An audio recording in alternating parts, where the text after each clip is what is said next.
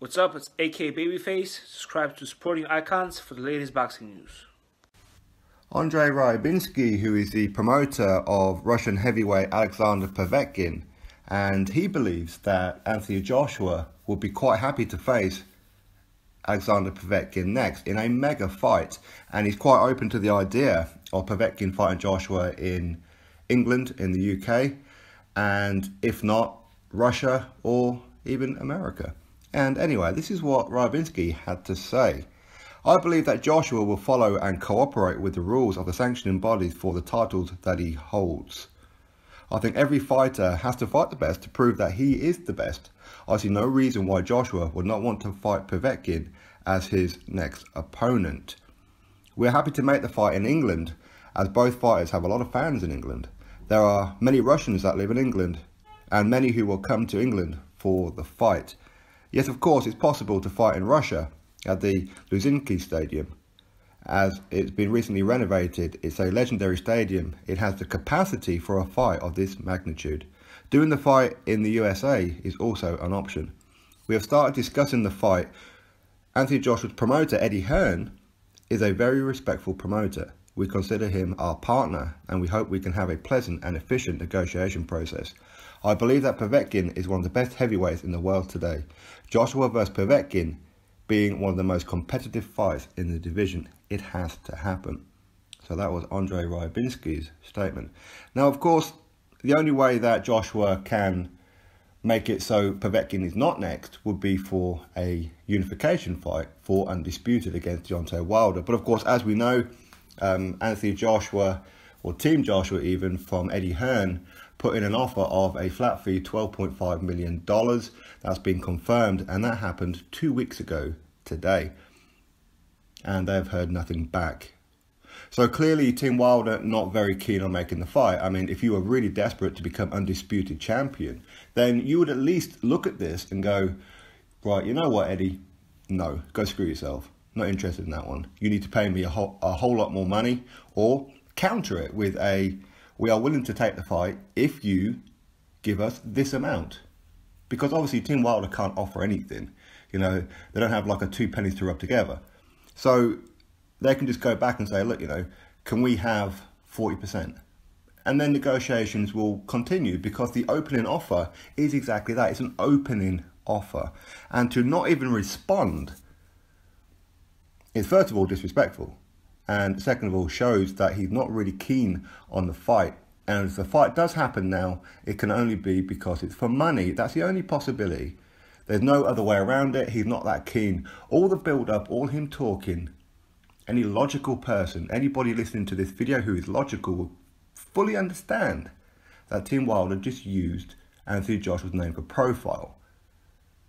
And all the talk from Wilder saying, well, you know, this is an easy fight to make. All they've got to do is contact us and the fight will be made. I'm easy to work with. Well, you're not easy to work with. You've got too many managers, and not one of them got back to Eddie Hearn. Not one. To the point now that Eddie Hearn is now going to have to go to America to try and see what's going on. Of course, Eddie Hearn did say that he's heard that Wilder is going to be fighting Dominic Brazil next. And he's been saying it for a couple of months as well, which is one of the reasons why Anthony Joshua wasn't too keen on having Wilder in the ring with him, because he's not confident that Wilder actually wants the fight. This proves it, right? I mean, how can you not even respond? He responded on social media. Well, even he didn't. It was Shelley Finkel, one of his 100 managers. So he can't be that serious about it. I mean, it's a very, very simple thing. If you feel you're being lowballed, at least go back and say, are you taking the piss? Do something, anything. So, I don't want to get too much into Wilder, because we all know he's ducking Anthony Joshua and wants paying high, even though it's not about money, it's about legacy, right? That's what he's always been saying. But clearly it is. He lied. So, fight with Alexander Povetkin. Now, Povetkin, he is arguably the heavyweight out there right now with the best resume currently. His only loss is to Vladimir Klitschko. And if you look at the rest of his opponents, you'll see name after name after name that he's beaten. So he hasn't avoided anybody.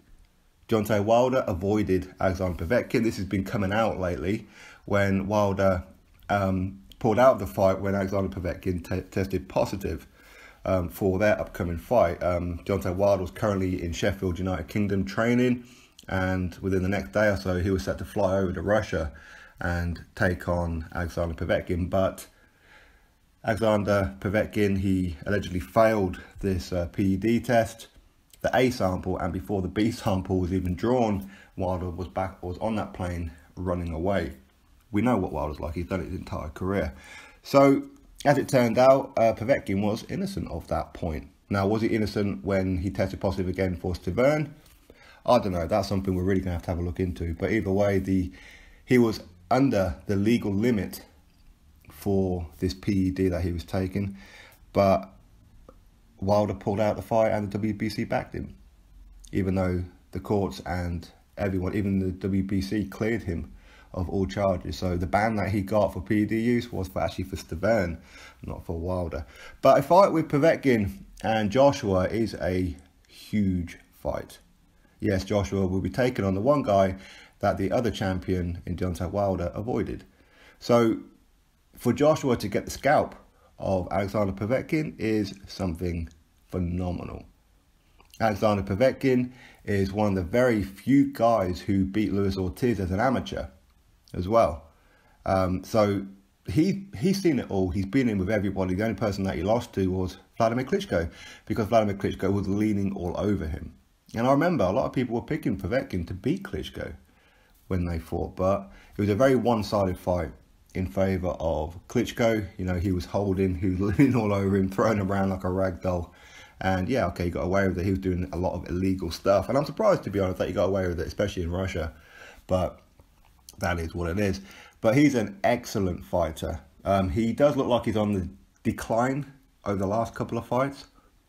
He didn't look too good against Christian Hammer. Don't get me wrong, he won the fight clearly. He didn't look great against David Price. And to be honest, a lot of people expect him to get rid of David Price a bit earlier than what he did. And he even got rocked in that fight by David Price, to the point that the referee had to give him a standing 8 count, because it was only the corner ropes that saved him from hitting the deck. So maybe, just maybe, he's on the decline. But who knows? Maybe a Joshua fight is what's going to bring the best out of him. Maybe he wasn't too motivated for Christian Hammer. Maybe he wasn't too motivated for David Price. Maybe he's seen them as easy fights just to try and get to where he wants to get to, which was mandatory for the WBA. And of course, he's a #1 ranked WBO as well. And isn't he ranked number 4, number 5 by WBC now? So he's back in there now, I believe. Yeah, this is a massive fight. Hopefully it happens in the UK. I'd rather Joshua didn't go to Russia. There's nothing wrong with Russia itself or the people.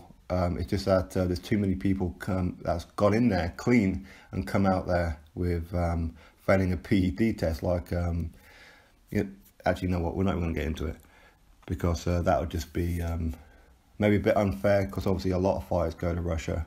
And Vladimir Klitschko went there, come out of it. He didn't test positive, so who knows? But either way, for Eddie Hearn and Ryabinsky to go together for a purse bid, who do you think is going to win?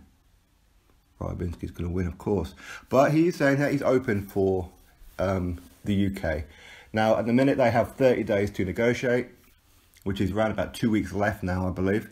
So they really have to get a move on. Hence the reason why the offer going into Team Wilder was a not take it or leave it, but a let's get this done and sort it out within the next 10 days.